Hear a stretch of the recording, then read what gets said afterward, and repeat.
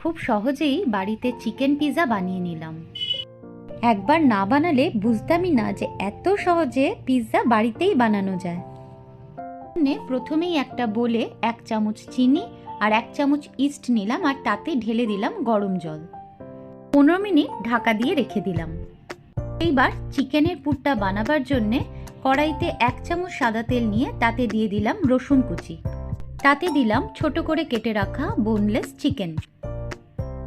এইবার সামান্য একটু নুন আর সামান্য একটু লঙ্কা গুঁড়ো দিয়ে ভালো করে নাড়াচাড়া করে নিলাম।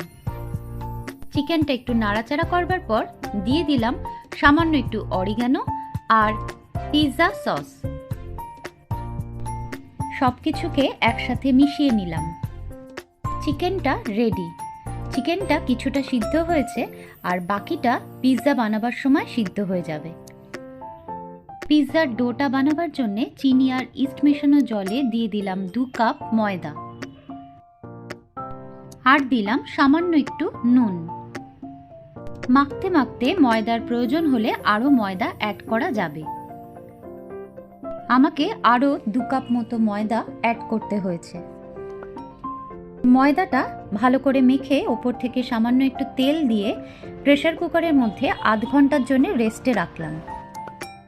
আধ ঘন্টা পর ময়দাটাকে প্রেসার কুকার থেকে বার করে ভালো করে আবার মেখে নিতে হবে। ভালো করে ময়দাটা মাখা হয়ে গিয়েছে। এবার আমি এর থেকে 2টো লেচি কেটে নিলাম। এইবার পিৎজাটা যে পাত্রের উপর করা হবে সেই পাত্রে সামান্য একটু তেল লাগিয়ে নিয়ে ডোটাকে হাতের সাহায্যে একটু ছড়িয়ে দিতে হবে। ডোটা বেশ একটা পিৎজা শেপ নিয়ে নিলে একটা কাঁটা চামচ দিয়ে পুরো ডোটার মধ্যে ফুটো ফুটো করে দিলাম। এইবার মেয়োনিজ আর পিৎজা সসকে একসাথে মিশিয়ে নিয়ে আমি পুরো রুটিটার ওপর ভালো করে মাখিয়ে নিলাম। এইবার দিয়ে দিলাম চিজটাকে পুরো ছড়িয়ে দিয়ে তার ওপর দিয়ে দিলাম তৈরি করে রাখা চিকেনগুলো আর দিলাম স্কোয়ার করে কেটে রাখা পেঁয়াজ, লাল হলুদ বেল পেপার, ক্যাপসিকাম, অরিগানো আর কিছুটা চিলি ফ্লেক্স দিয়ে আবারও ওপর থেকে বেশ কিছুটা চিজ ছড়িয়ে দিলাম। পিৎজাটা সাজানো হয়ে গেছে। এবার পিৎজাটাকে বেক করতে হবে।